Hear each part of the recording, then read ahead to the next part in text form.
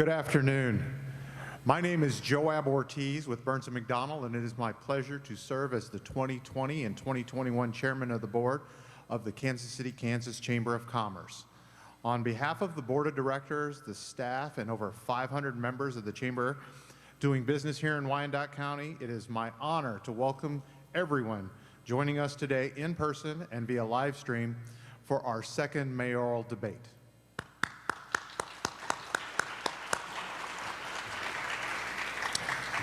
The Kansas City, Kansas Chamber of Commerce is proud to serve our members with programs, services, and resources to support and grow business in Wyandotte County and throughout the metro. As the co-sponsor of today's event with the Board of Public Utilities, we believe in educating the public about our leadership's perspectives on how we invest in critical infrastructure in our community. Whether roads, sewers, or utilities, the BPU and Burns & McDonnell and all of our members believe that what we do matters, and we are here serving you and serving our community. The election is just days away, and the selection of our next mayor is a very important decision this community will make for the future of Wyandotte County and KCK. Your attendance here today is only part of your participation in the democratic process.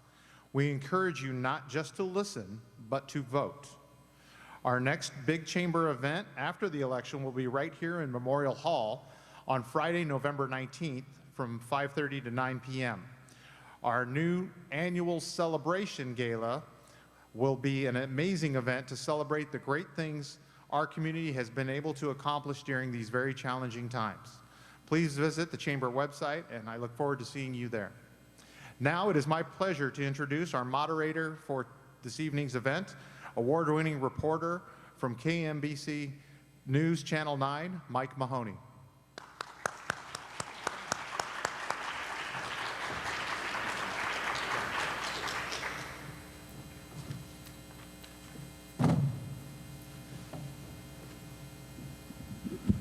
Good afternoon or evening, however you call 5 o'clock these days. Number one, thank you very much for being here. Thank you to the Chamber of Commerce of Kansas City, Kansas for inviting me to do this on behalf of the voters of Kansas City, Kansas. I don't live here, but I have a high regard for many, many, many of your communities, and you should be very proud of them. And also a thank you to you that are watching this or listening to this at any time between now and the election next Tuesday.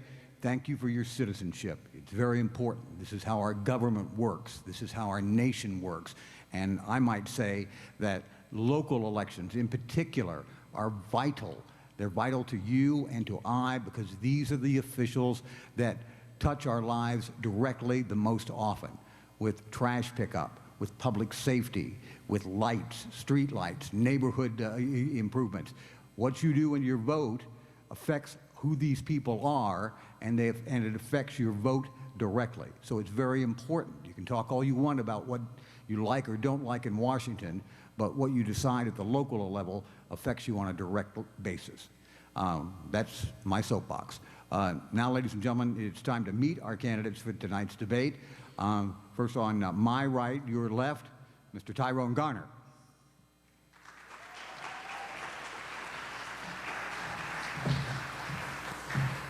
And from the other side of the stage, Mr. David Alvey.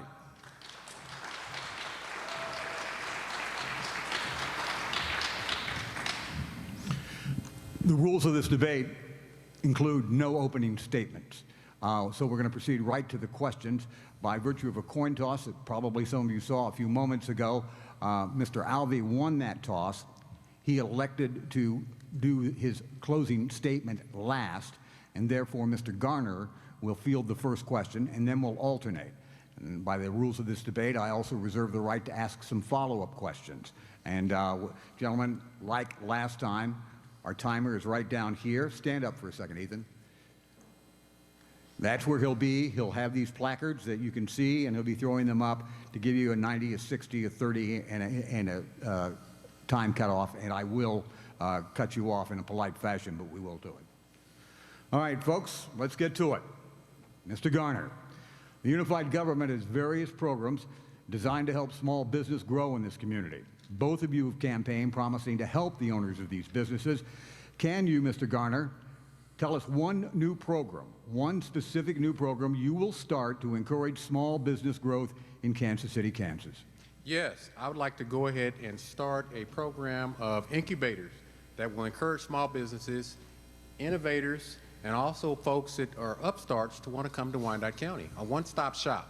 I'd like to have that at our neighborhood resource center, and I'd like those neighborhood resource centers to go out to our community centers. I'd like a toolkit, so anybody wanting to start a business would already know. They can come to Wyandotte County, they can learn about the process, they can be educated, and they can get all the information on fees and things of that nature.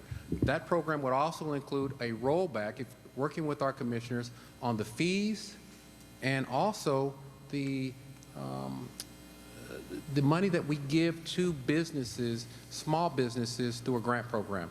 What's excluded from that grant program is startups and small businesses that want to get going and entrepreneurs. I'd like to expand that. So those that want to get started and those that want to do business in Wyandotte County at least have that funds to be able to do so successfully, because I believe that small businesses are the driving force that are going to really push Wyandotte County to being a resilient community deep into the future. Mr. Alvey. Yes. Excuse me. Thank you. You know, I think people need to be aware of the aid, the assistance we're already giving to small businesses in Kansas City, Kansas. During the pandemic, we allocated $825,000 to small businesses, restaurants, barbershops, nail salons, to help them get through the pandemic. $825,000 to 85 different small businesses. We also encouraged the banks and worked with the banks to make sure that they got that money out for the payment protection plan. And it was very difficult to do, especially for small businesses, but we were able to encourage them to get that out there. I would also say that really what sustains small businesses are households, people living here who would then go shop in a neighborhood, grocery store, a neighborhood shop. And so we have a good strategy, I believe, for bringing infill housing to Wyandotte County, especially to those 4,500 land bank properties that are vacant right now, and over 5,500 properties that are in private hands that have not been redeveloped. So we have specific strategies in mind, and we're putting them into play to increase the opportunities for people to come in with single-family, multifamily housing, to bring the residents in that is going to sustain small businesses. So all those things working together, I think, is going to create a vibrant future for our community. It takes time. When we bring the housing in, that's going to, again, encourage small businesses. It's going to sustain small businesses. If you talk to people in any business, they say what you got to have is rooftops.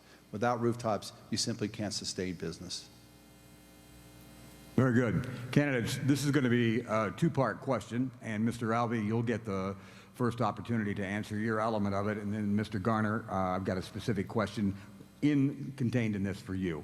So, Mr. Alvey, both City Hall and Kansas City, Kansas Police have acknowledged that they are cooperating with a federal investigation into the former Kansas City, Kansas detective, Roger Golubski.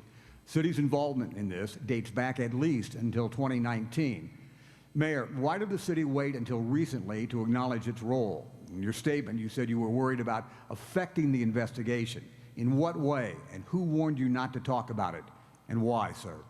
Yeah, very good. Well, basically, legal counsel at the city was aware of this grand jury investigation, and because the police department were participating, we were providing all the documentation, anything that was being asked as part of this investigation. UG was cooperating with this, but again, we were advised legally, don't say anything because this is an FBI investigation. You simply can't enter into that conversation. And so we did not.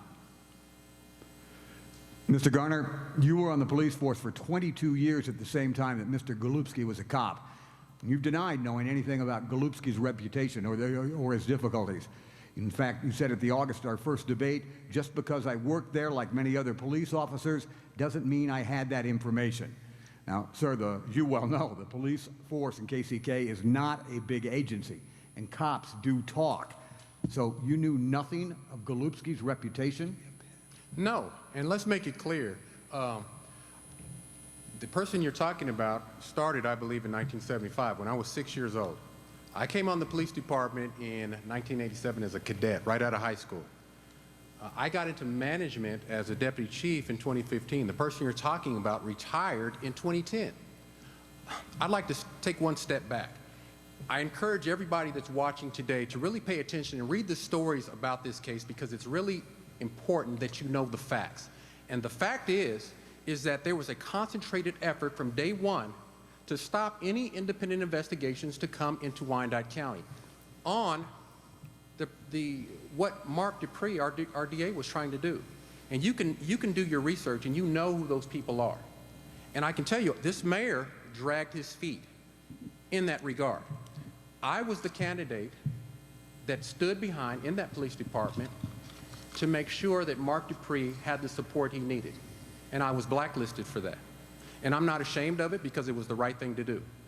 There was a concentrated effort to prevent and stop, unlike anything I've ever seen before, to stop outside investigations of any wrongdoing in the Kansas City, Kansas Police Department. You got to remember, I didn't run in a lot of circles.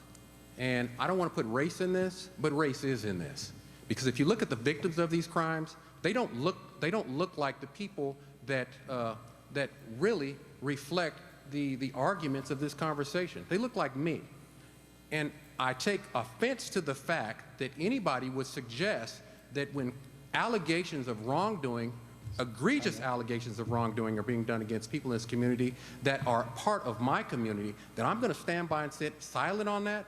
That is shameful. That is not who I am. That's not who I've ever been. As a detective in internal affairs, I actually brought cases that got officers fired, got officers severely disciplined. As a manager, when I moved up the ranks, any cases, any incidences of impropriety that I knew about, the record is there, and the mayor should know that.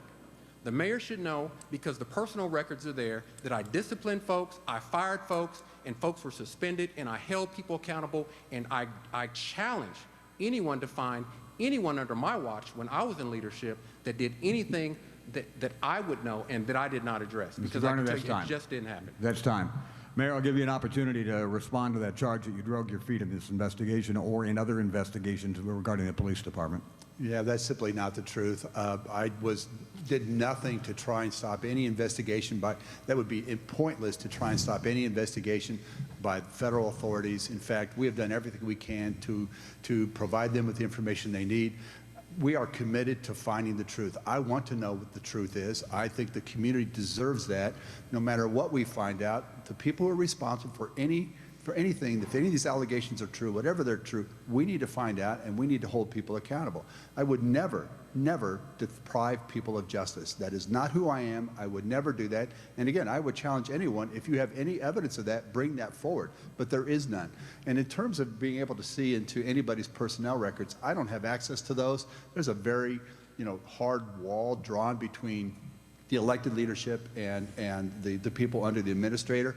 We don't have access to personnel records. That would be unfair, and it could be used for personal purposes, and I would never do that.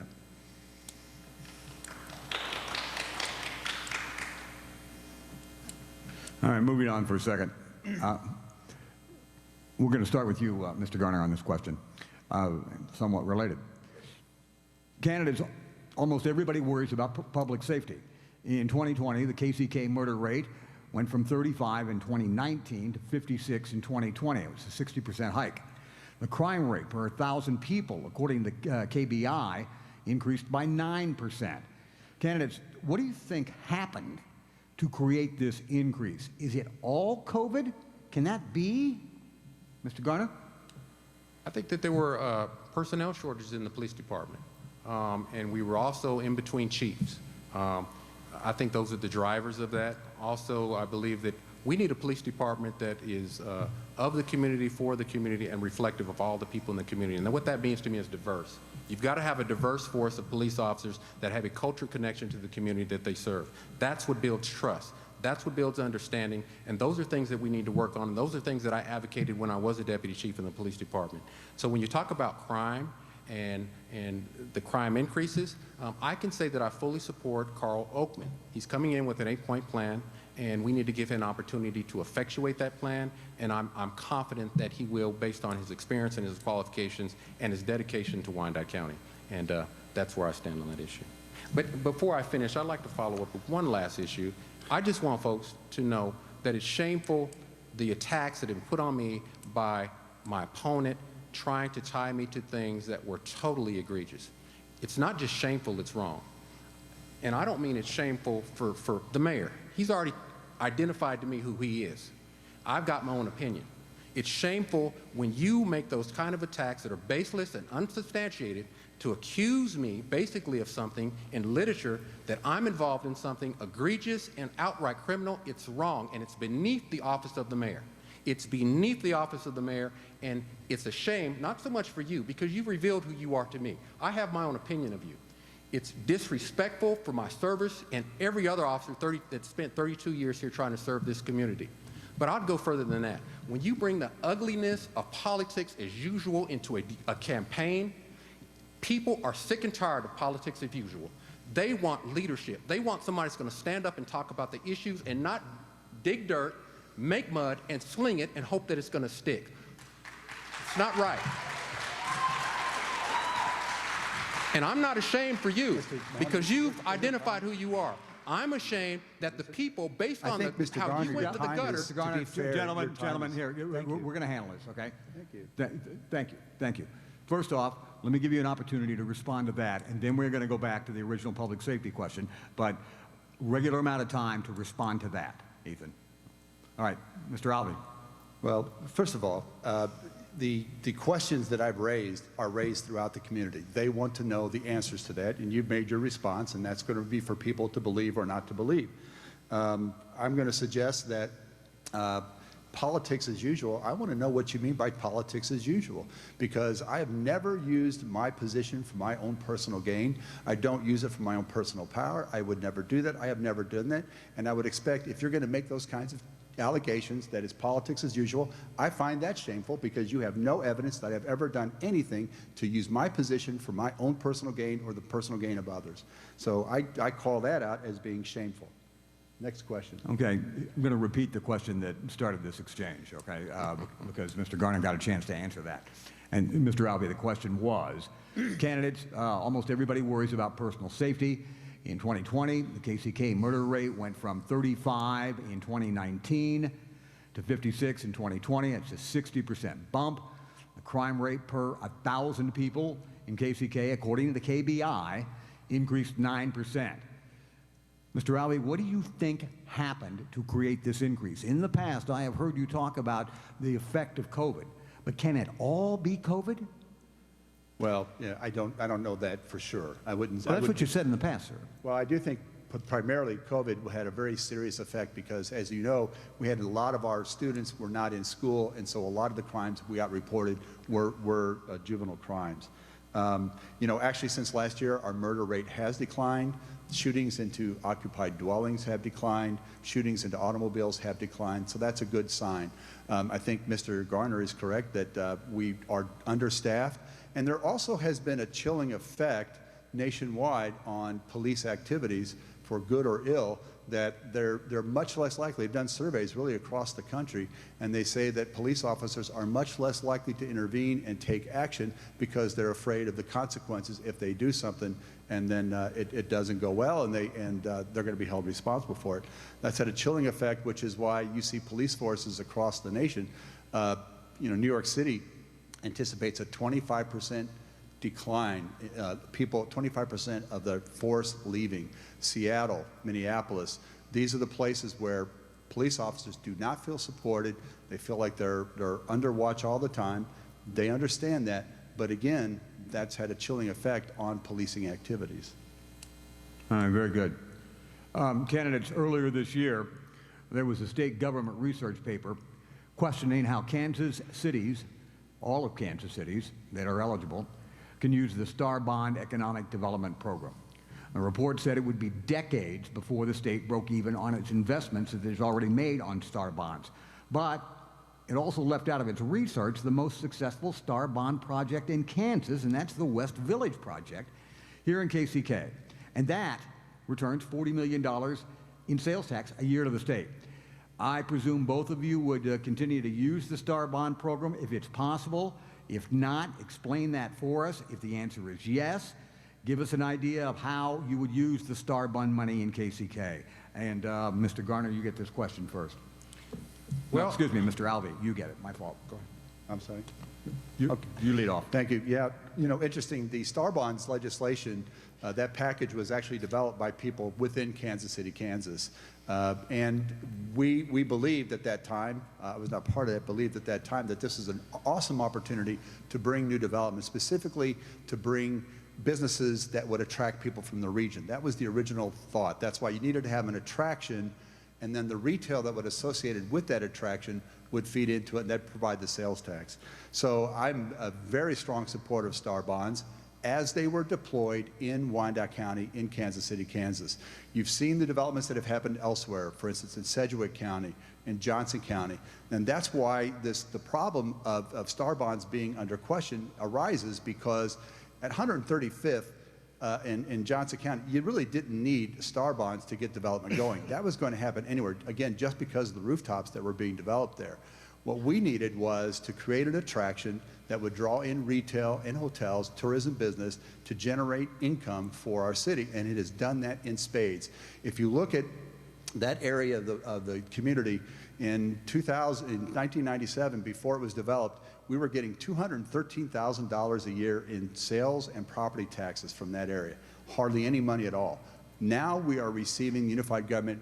Our people are receiving $35 million a year in property and sales tax. That is a huge success. That is in addition to what goes to the state level. So I'm definitely in favor of it. I will say the state has changed the threshold. It's now $75 million in sales rather than 50. It makes it more difficult. A couple of follow-ups here, Mr. Alvey, and Mr. Garner, you'll get a chance on this as well. When they reformed the Star Bond legislation this year, well, here, let me start a better one. What do you think, Mr. Alvey, about the fact that that legislative research paper excluded Village West in its assessment? I don't understand that. The only thing I can conclude to is they wanted to take the outlier, which was Wyandotte County, Kansas City, Kansas, and take it out because they were looking for a result. The people who launched this study, pushed this study in the legislature, frankly don't like Star Bonds. And so they kept KCK out of it because we would have showed that it actually can be successful. And they set the threshold at $75 million, frankly, in order to prevent development coming. And that's too bad. Mr. Garner, some thoughts on this? Because when the legislative research did this paper on whether or not the state was getting its money back, and it came back saying it'd be decades before they broke even, they did not include the Village West project in their evaluation. What do you make of that? Well, I can't speak for the state, but what I can say, I think Star Bonds have been a good thing. It's a tool that has benefited Wyandotte County. Obviously, you can go out to the Legends in Village West and you can see those improvements and how it's continuing to drive development in that area. My vision is I'd like to see those incentives, such as Star Bonds, used in other areas of Wyandotte County. One area I'd like to see and at least take a look at, working with our commissioners and working with our staff, is area east of 635. Again, I've talked about the Quindaro ruins, how that is a diamond in the rough that is prime, ripe, and ready for development. That could be a development driver that can revitalize, in my opinion, that whole area in the Northeast. And so I'd like to have those conversations about where can we use Star Bonds that is really going to improve the lives of everyday folks in Wyandotte County equitably. And so that's where I believe that Star Bonds are a good thing, and I'll continue to support them. Okay, Mr. Garner, allow me to follow up. You said that the Quindaro ruins are prime for development. How is that area, sitting on the edge of a bluff in a neighborhood that you would probably devote much rehabilitation to when you're the mayor, how is that prime? Well, if you know about the history, you know about the history of slaves that took the trek from slavery into free Kansas, and how we cooperated with abolitionists as well as the Indian tribes.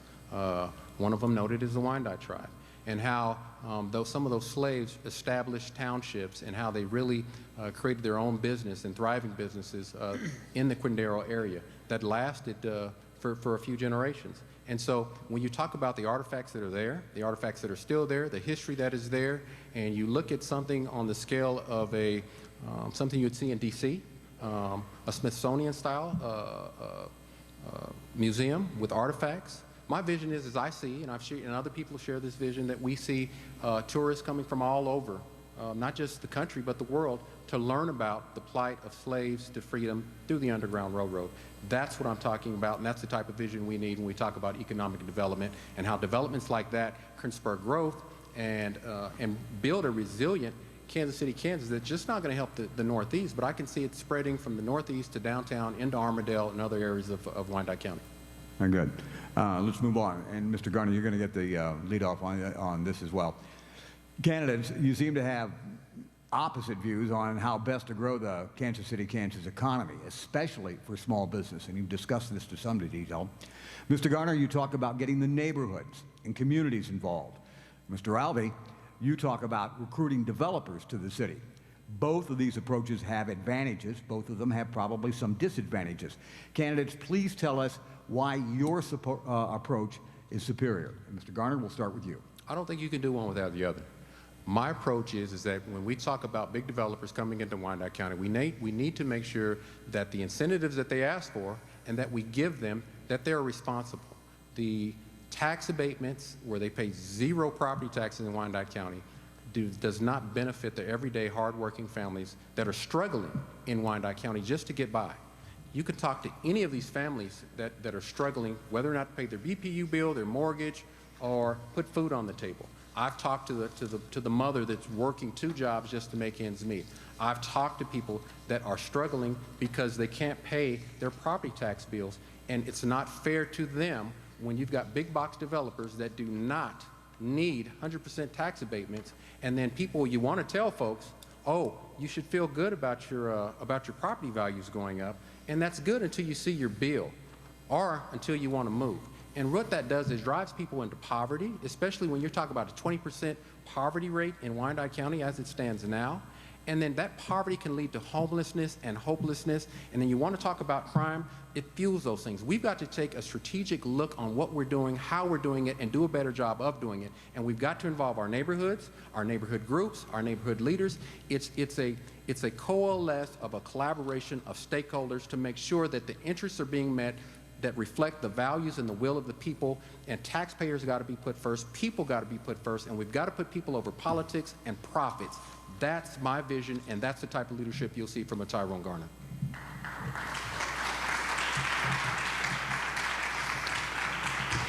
Mr. Garner, in a minute I'm going to have a follow-up with you, but let's talk to Mr. Alvey for a second.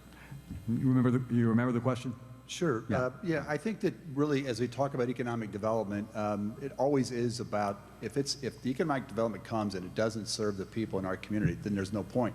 We could have a community full of logistics. That doesn't do any good for our community. We could have a tourism center. If it doesn't do any good for our community, there's no point to it. But in fact, the incentives we use actually does improve the livelihoods of our families here. And Wyandotte Economic Development Council has done a very good study. When they did the first Amazon facility, they began to look at the median household income, not just how many square feet they're building, how much per square foot it cost, but actually what were the changes in the median household income in some of the most distressed census tracts in the community, and we saw an improvement in this. So it gives people an opportunity to earn an income that they might not have had. In fact, these developers are coming in, they're paying between $17 and $23 an hour starting out. That's a good wage for a lot of people. It may not be the best. We're not getting the manufacturing plants like General Motors. You know, we saw what happened to Harley-Davidson in North Kansas City. They're not operating anymore, and those were good wages. That plant is no longer sustainable. So when I look at this, I have to say, let's work with our developers. They have to come in and they have to work within our master plan.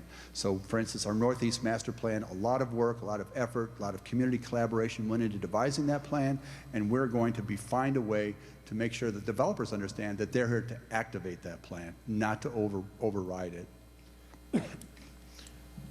Mr. Garner, the follow-up on this, you were talking about tax breaks for the big box stores. I interpreted that to mean tax increment financing. There are other ways to do it, but TIF is common. What are your thoughts on TIF? Do you think that it's used correctly? Would you ban TIF? Would you put restrictions on that? And Mr. Alvey, I'll come back to you on that. Well, I'm not against again, I'm not against incentives for businesses that want to come in. If billionaire businesses want to come into Wyandotte County, we want their business because we want the jobs and we want the opportunities they provide to contribute to Wyandotte County. But they have to want that too. They have to want to pay their fair share of taxes so that our schools don't have to take on the strain, our hardworking families don't have to take on the strain because of the increased property valuations. That's what I'm talking about. The mayor just talked about he doesn't want people to do better. He wants people to do better. I want better than better for our working families in Wyandotte County.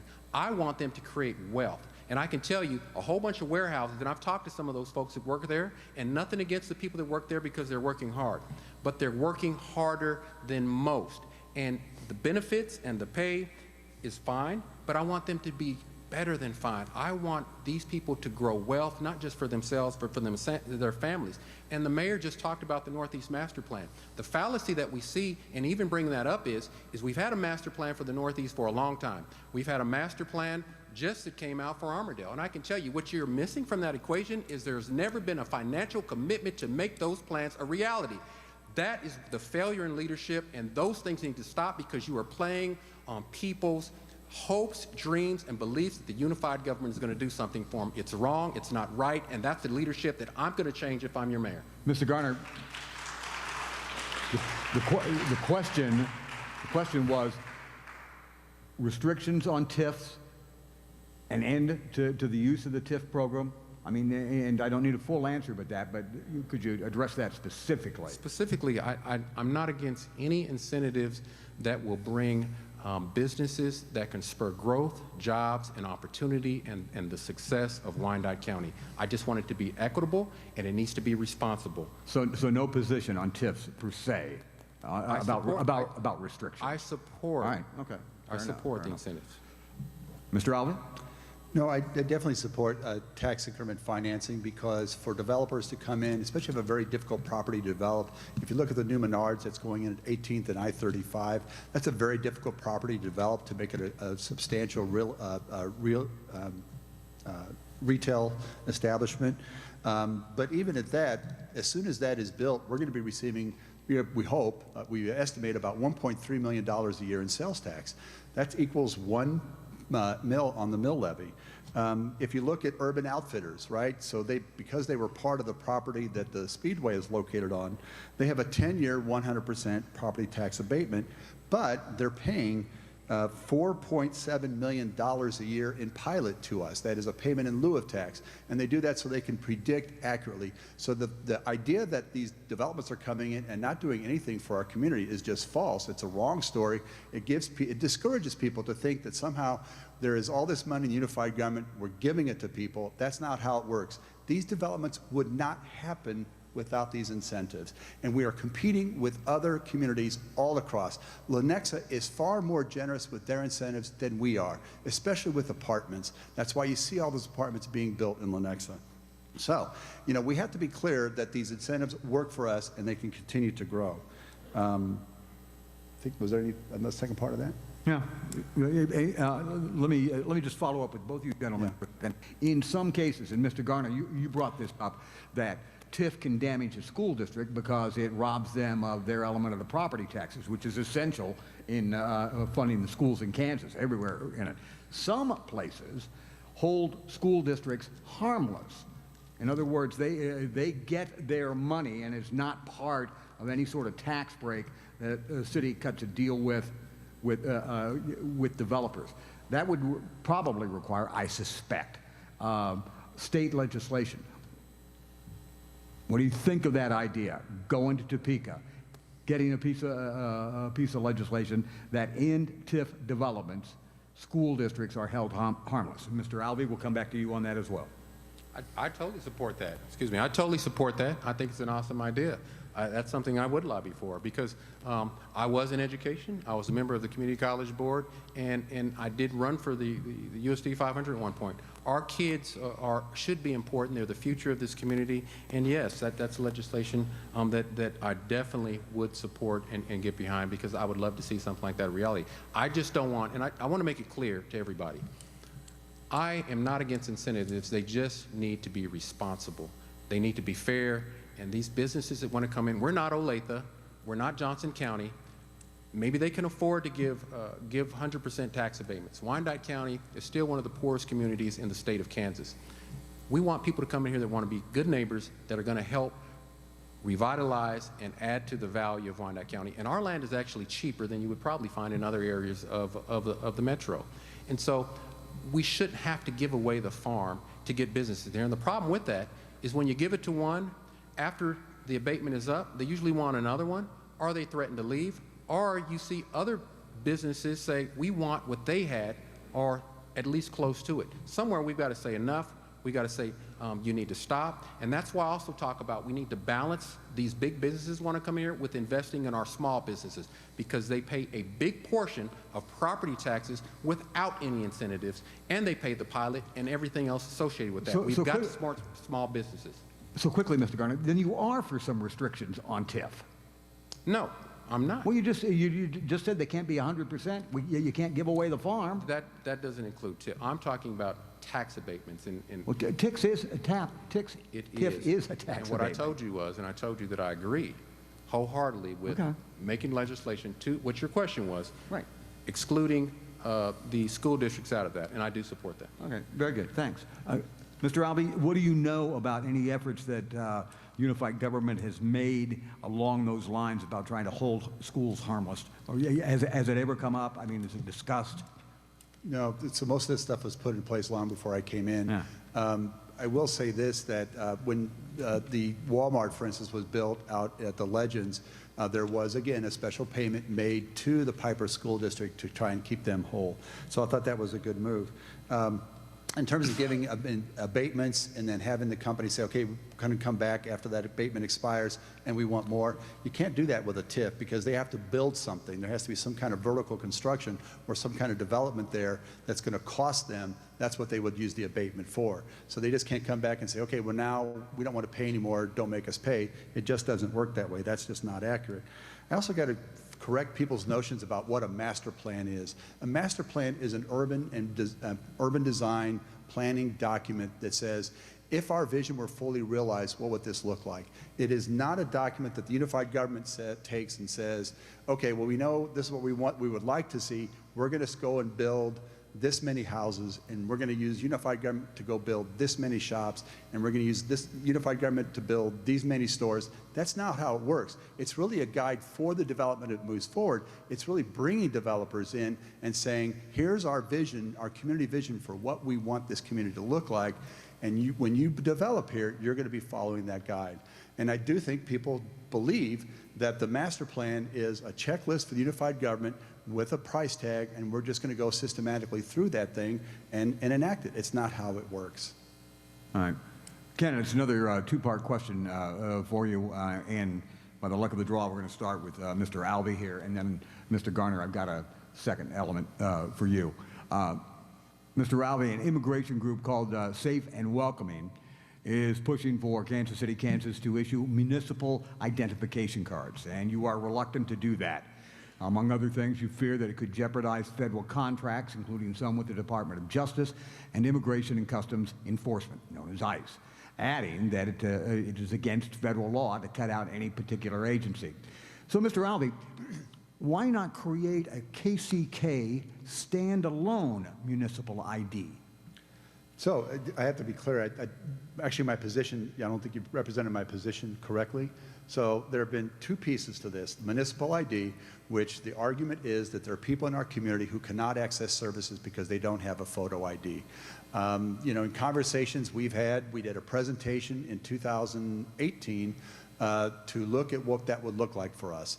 And 2019, and we saw that there are actually advantages to do things.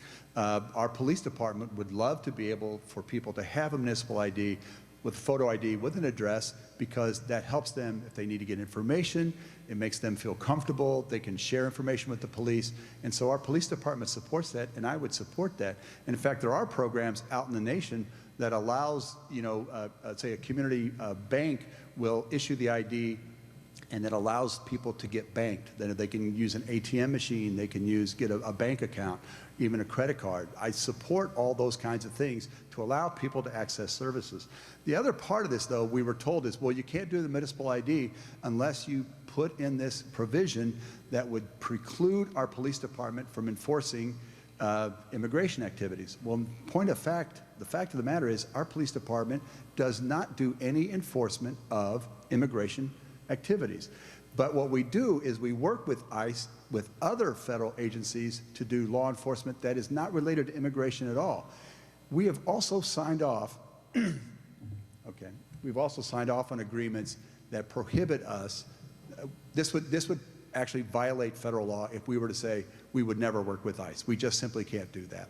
Okay, just to clear it up, you said you were told that you couldn't do that. You were told by your lawyers? You were told by the advocate Yes. group? Just briefly, you were told right. No, our legal advice and the consultation our legal team has had with people outside, even of Kansas City, Kansas, is, well, there are federal laws that prohibit you from saying Right. you will not cooperate with federal authorities. And that goes across the board on any kind of program. So it was your lawyers? It was your lawyer's advice? Yes. Got it. Thank you. That's what I'm seeking yeah. for. Mr. Garner, question on the other side of the coin here, because you support the idea of safe and welcoming and a municipal ID, but as a former police administrator, you know how valuable some DOJ contracts and arrangements can be to a police department, but you're willing to lead a blue ribbon panel on the subject of municipal ID and perhaps risk Department of Justice contracts? I'm going to do what's right for the people of Wyandotte County because I value people and they're going to be valuable to me as the mayor of Wyandotte County. We've got residents here that are struggling. We've got a large immigrant population, and when I say struggle, we've got people that are homeless, that don't have IDs and things of those natures. It's important that we give these people an opportunity and a pathway to be successful while they're here. I support the ID as well, but I also support the ordinance. The mayor hit it right on the nose. Our police department, and I know that for a fact because I've done interviews when I was on the police department, we don't enforce federal law. These advocates for safe and welcoming want that reinforced in an ordinance. Just to say that, I want a blue ribbon panel to talk to these people. That's what leadership is about. Sitting around the table, getting the facts, bringing in UG staff, finding out the best course of action and the solutions. I've been told that there's other communities that have done safe and welcoming very successfully. I'd like to go to some of those communities and find out where they're at and who they're at. I'd like to talk to our federal partners, especially now that we have an administration that is more favorable to our immigrant population, and see how we can work to find solutions. I'm not going to shut the door on our immigrant population. I'm not going to shut the door on opportunities for people that live here in Wyandotte County, and I'm not going to make this an unwelcoming or an unsafe place to be for anybody that wants to call Wyandotte County home. That's my commitment. I stand by it, and I'm unapologetic about it. Mr. Garner, a real quick follow-up here, and maybe I simply didn't hear you well because of my position. You were talking about some federal laws not being enforced. Can you clarify? Because I just didn't hear you well. The police department does not enforce federal immigration law. Because it's not their job. It's not their purview. They don't have the authority to do that. All right. Okay, great. Thank you. Sometimes you don't hear up here as well. Mr. Garner, you're going to get the lead off on this next question. You say, and have said through most of this campaign, that Kansas City, Kansas, east of I-635, the older part of the town, is suffering from, quote, economic segregation. Yet the 2022 budget for the city shows 10 new projects east of I-635, including 4 business expansions, 3 apartment complex expansions. So could you tell us what you mean by economic segregation in that area? And I've got a different twist on this question for you, Mr. Alvey. Economic segregation, sir. What I mean is if you look over the years at everything east in Wyandotte County and the promises that have been made, the commitments that have been given, and the broken promises that have been told to the people that live east of 635, particularly the Northeast, and Armadale, and downtown. Let's take Indian Springs, for example. When the mayor came into office, Indian Springs looks just like it does now. It's a desert. There's nothing there. And we keep allowing the developer that was given the property for little of nothing after the UG spent millions of dollars to acquire it and to raise it, we've allowed them to continue to kick the can down the road with their development proposal. Those are things that we need to stop. If you look at the northeast area of Kansas City, Kansas specifically, and parts of the Central Avenue corridor and Armourdale, and you look at the disinvestment, you don't have to look very far walking outside of this building here and see that it has been disenfranchised and disinvested for far too long. If you want to know what's important to your leadership, I tell people all the time, follow the money. The money has not flowed east of 635 equitably over the years. You need the right leadership in place to make sure that everyone is treated fairly in the delivery of goods and services. And I even want to go to our neighbors in Edwardsville and Bonner. They don't feel like they're getting a fair shake as well. I want them to know that they're a part of the ARPA program as well. They pay taxes, their needs are being met, they've got infrastructure and roads and streets and things that need to be taken care of, and Mayor Garner is going to make sure that the needs of all of Wyandotte County are met equitably. Mr. Alvey, despite the projects that I just mentioned earlier, 10 new projects east of 635, the perception is that east of 635 is overlooked, as Mr. Garner just said. And the perception is always ingrained with some reality. There are neighborhoods and businesses up there, Mr. Alvey, in that part of the city that do need lots of help. What could those neighbors and those communities expect in a second administration? Well, I think what they're going to see is we're going to start to concede that growth expand throughout the city. You know, if you want to talk about, you know, we are investing very heavily in the Northeast. Even the capital improvements budget of the unified government over the past 5 years, 21% of all of our capital improvement dollars have gone into the Northeast area. That's 8% of our land area. It received 21% of our capital improvement funds. So we are investing in the Northeast. You know, I think we talk about promises fulfilled. If you look at the bridge project at the old Rock Island Bridge, that development project is coming forward. There are new apartments on the Kansas side of that bridge that are going to be coming into play. We have a development for apartments here on Central Avenue. It's going to be a beautiful, beautiful development. We have, as Mr. Lanier moves forward, the redevelopment of the Reardon Center, new apartments and amenities there. We've had the Merck grocery store. We had KU Med come in and reoccupy the EPA building, which brought more people downtown. We have new business that start up in what was the Katz building. Finally, that is now fully leased out, and they're looking for expansion in other parts of Minnesota Avenue. You want to talk about Central Avenue. You know, those businesses along Central Avenue, it's almost impossible to find a place to rent on Central Avenue because it's doing so well. 82%, as of a couple of years ago, 82% of those businesses were fully self-financed. They're doing extremely well, serving the needs of that neighborhood. So what I intend to do is to continue to bring infill housing to the Northeast so we can sustain businesses. Mr. Alvey, to follow up for a second, you say that 21% of that money is going up to that part of town. How much exactly? Because 20% of a dollar is 2 dimes. I mean, what are we talking about? I don't have that figure. All right. Off the top of my head. All right. Let me get caught up here, folks. Candidates, cities frequently do satisfaction surveys. And candidates, can you tell me what the latest KCK surveys show about the areas that citizens think should be getting more attention for improvement? Not what you think, but what in this citizen survey the citizens said were the areas that need most attention. I believe, Mr. Alvey, we're going to start with you on that.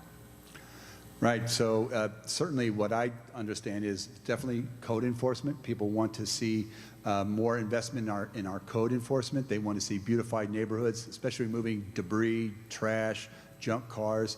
They want to see their streets improved. They want to see more police presence in their neighborhoods, specifically around traffic and crime intervention. They want to see those kinds of things that are going to improve the quality of life in our neighborhoods. They also want to see better communication from the unified government. Now, what's interesting is there was, from one data point to the other, they did a survey and we asked the question, where have we seen improvement? And we saw improvement in satisfaction in all those areas. And then if you ask, well, what more would you like to see? They still want to see more improvement in those very areas. So, Mr. Alvey, you answered codes, neighborhood cleanup, street maintenance, and cops. Mr. Garner, what do you think the citizens were saying about where they would like to see the most improvement? Not where you want to see it, but where the citizens who responded in that survey. And I agree, it shouldn't be about what I want or what staff wants or what the elected body wants, so I agree with that, and I like that statement, and that's what this campaign is about, community-driven leadership. The mayor talked about, and I can say that what I recognize as well was code enforcement. There's a program called SOAR, which focuses on blight and Operation Brightside. Those programs have been cut drastically.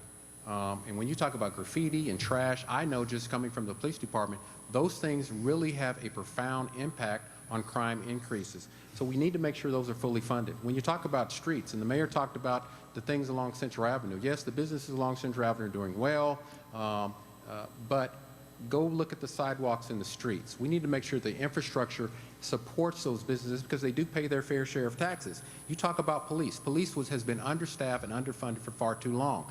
I believe that a safe community is a great community, and not just the police, fire. We closed the fire station in Fairfax. I believe that's irresponsible, and it's unfair to the people that rely on those services, not just in Fairfax, but the service they provide in the Northeast area. And when you also talk about just communication, the people that I've talked to said there's been a failure in leadership because they don't see the mayor out in the community like they should. I've had people tell me either they don't know who the mayor is or they thought that Mayor Lucas was the mayor of Wyandotte County, Kansas City, Kansas, and that is a shame. And so what you're going to see from Tyrone Garner is out in the community, transparent, available. Everyone, if you elect me, is going to know who Mayor Tyrone Garner is.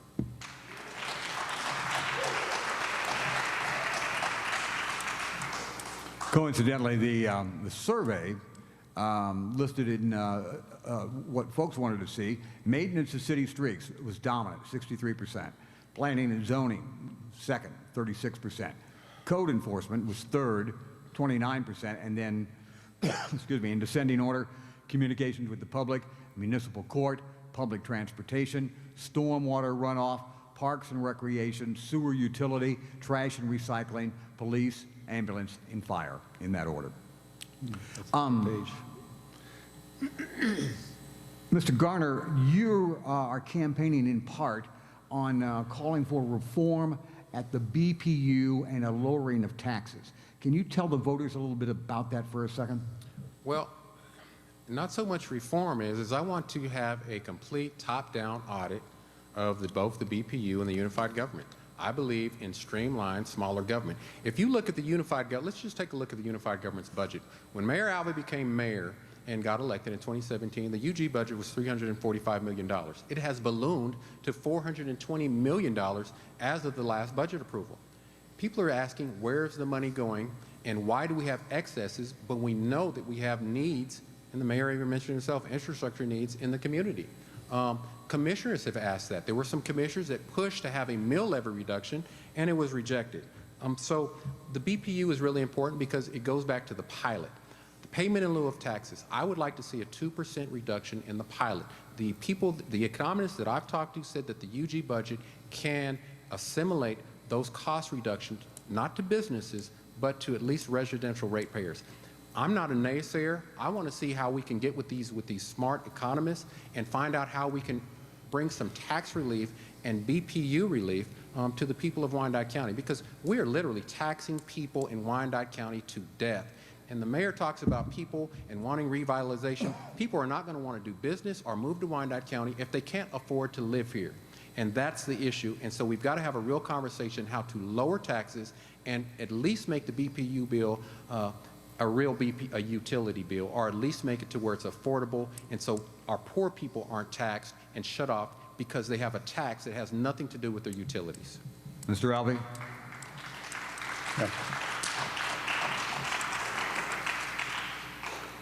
Yeah, that's just, again, I feel like I have to continue to tell the whole story here. The BPU has been streamlined. You know, at one time, BPU employed 1,100 persons. It is now down to just a little bit over 500 employees. That's a significant reduction in cost. The BPU cost per kilowatt hour compared to Evergy in Leawood, with the pilot and other fees included, you're paying about 13.1 cents per kilowatt hour here, including with the pilot.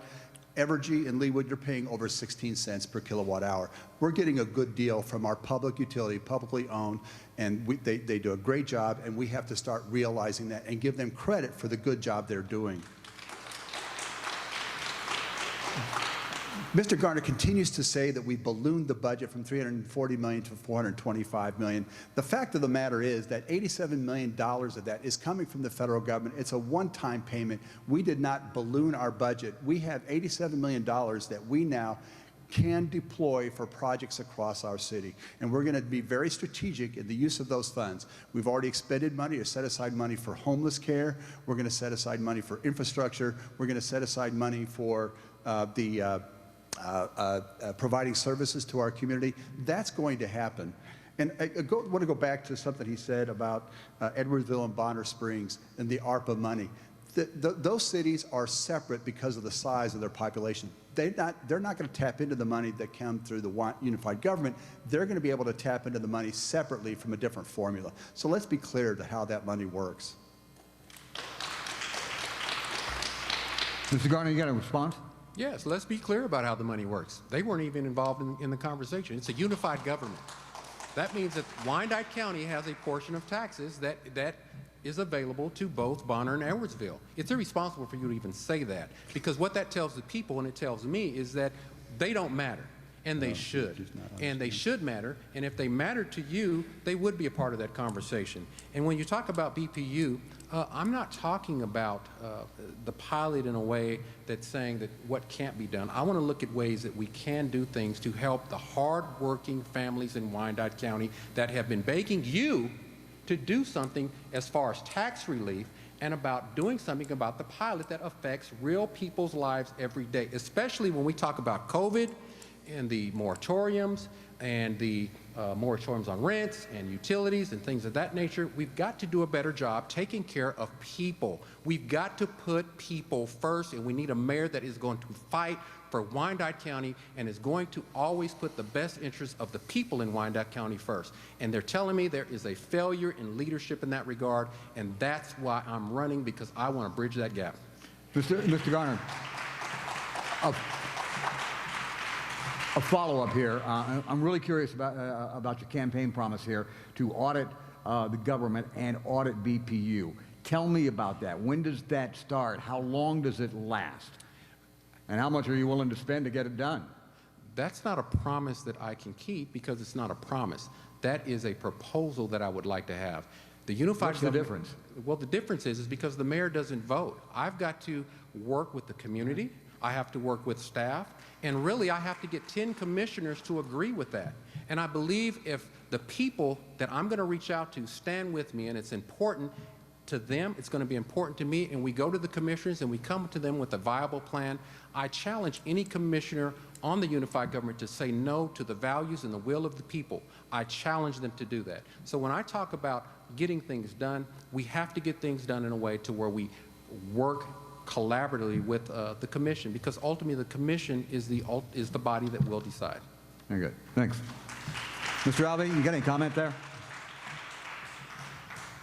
Well, we already audit. This is a fundamental process of government. You have to do an audit every year. It has to be certified. But, sir, I think he's talking about a performance audit rather than a financial audit. Is that fair, Mr. Garner? You're talking about a performance audit? I'm talking about all of that and the above, and I want it to be independent. I don't want internal auditors auditing the unified government. Let him go. All right, Mr. Alvey. So the BPU has conducted multiple audits. They've done studies that they've contracted with outside organizations, people very cognizant of how municipal utilities ought to work, and that happened when I was on the Board of Public Utilities. And what they continued to find time and again was that management was doing an excellent job managing with limited resources. So those studies are already out there. I think it's McKinsey and Associates. If you want to call the BPU, I'm sure they can get a copy of them to you. From the unified government, we're currently engaged in what is called priority-based budgeting. And this is a long-term process that Kathleen Von Ochen, our Chief Financial Officer, has launched. And what we're trying to do is we're engaging all of our employees and departments to see what are the priorities that the community have brought to the commission and that these are the things we want to achieve. And are we achieving those goals? Are we putting enough money into achieving those goals? Are we putting too much money into this program? In other places where this process, and it's a professional process, it's nationally certified, we have seen reductions in cost of 5 to 10%. So that process is in play already. We're going to be finding a lot of those savings. And I will say this, my experience in the unified government currently is we are generally understaffed. We're not doing enough. But this is the point. If we want to do more, it costs more. So when Mr. Garner says we're going to cut every department 20% and we're going to cut the pilot 2% every year, after 4 years, that cuts $28 million out of our budget. Where do we cut? Police, fire, right. Code enforcement, streets. We're already understaffed. We're already not doing enough for our residents. All right, very good. Thank you. Candidates, years ago, back in the 19th century, the founders of Kansas City, Kansas, were trying to come up for a name for the town. There were several small towns, but they were looking for one name for one town. And the finalists were Kansas City and Wyandotte. Now, the founders, as I've read, regretted their choice of Kansas City immediately because of the confusion with the larger Missouri town. So tell us quickly, how do you plan to deal with that other Kansas City over the next 4 years? Mr. Garner. Well, the other Kansas City, you're talking about across the water? I guess that's where it's at, yeah. Oh, okay. Well, I believe that in collaborations and the power of having good partnerships and collaborations, what affects Wyandotte County is also going to affect Kansas City, Missouri, and vice versa. We've got to build strong partnerships and relationships because I want to look at economics and development as a global thing and a regional thing, and how we can partner together, bring in businesses. I know that Missouri's looking at the World Cup.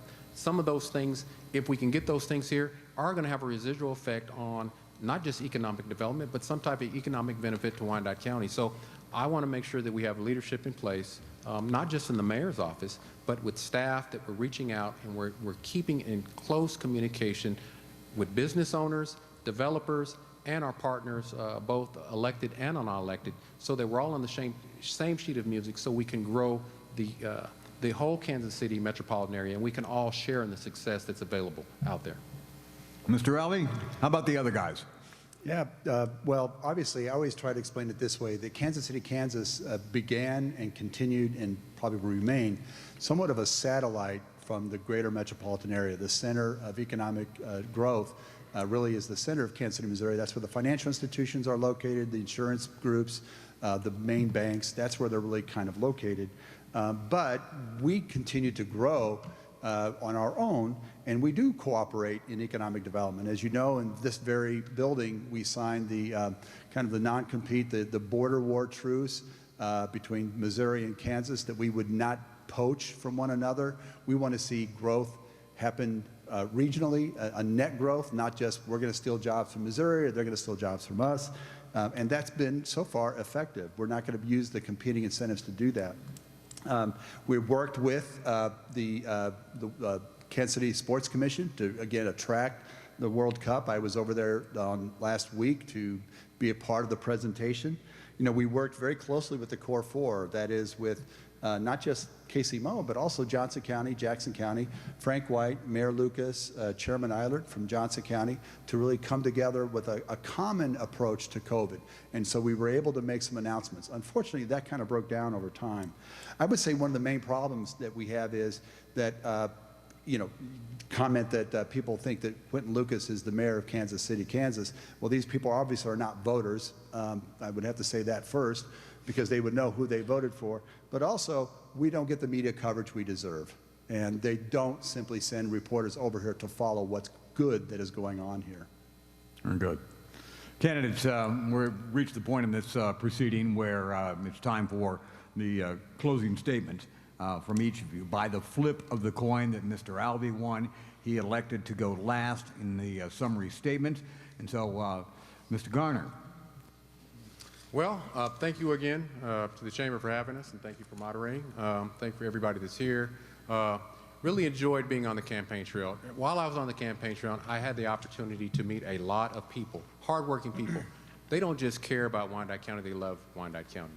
I've heard some some stories of struggle, of pain, of hardship, and people that are still hopeful in the trenches working hard every day. Wyandotte County is a good community, and it can be a great community, in my opinion. The mayor talks a lot about where we're at and the things that he says that we've done. But I challenge anybody to ask themselves, he said 4 years to do a lot of the things that he's talking about now. And he wants you to give him another 4 years to do the things that he didn't do in that 4 years that he's already had. You can't keep voting for the same thing and expecting a different result. It's just not going to happen. What we need to do is ask ourselves, is not just who we are, but who we should be as a community. And I say that respectfully, because ask yourself, are you better off now than where you were when Mayor Alvey took office? Indian Springs is still empty. The swimming pool in Parkwood was closed. We could have had a more robust response to COVID-19 involving our community leaders. Our streets are still in disarray. Taxes continue to go up. BPU bills have not been affected in any way like he said he would do when he first ran. You can have engaged leadership. You can have someone that cares about you. And I just want to close with this. Mayor Alvey said this, and you can quote it. He said, if you elected me because you believed I was going to come up with a master plan that would save the county, you wasted your vote. I'm not smart enough. I'm not strong enough. Let's not waste our vote. Tyrone Garner for mayor on November 2nd, 2021. God bless you and thank you. Stand by. Mr. Alvey. I'm just going to rebut a couple of those remarks. First of all, we are doing what we need to be doing to move forward. We are working with the market forces, with the people out there who are doing good things in Wyandotte County. That's going to continue. That's what I've been doing. We're going to continue to see that happen. And I did not say, I said, we do not have a magic plan. If you have a magic wand that you're going to be able to come in and transform our city, please bring it, share it with us, because we all would like to see this. This is very hard work to take our community from decades of disinvestment to a place that we can be even more proud of. So I see a future for Kansas City, Kansas, and Wyandotte County where we are proud of how it looks, feels, and functions. We have so much natural beauty. We have so many beautiful neighborhoods. I am passionate about bringing the right investments into our infrastructure to make our neighborhoods even more beautiful. I'm passionate about our neighborhoods because that's where we live. So when we look into the future, what can we see? Where will we be in 25 years?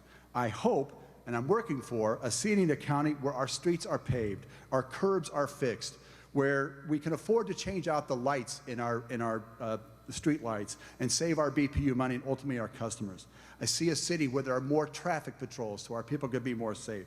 I see a city where our parks are funded. I see a park where their grass is kept cut and the maintenance and the facilities are kept maintained. I see a city where our people enjoy prosperity, health, and safety, where their investments in their homes and neighborhoods continue to grow and provide them with even more opportunities.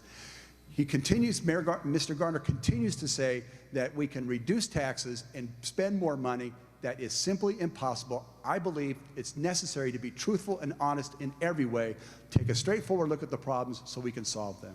Thank you. That concludes this debate. Candidates, thank you very much for a vigorous discussion. Thank you for watching. Remember to vote. Please vote either in advance or on Tuesday, November the 2nd. On behalf of the Kansas Chamber of Commerce, thank you very much.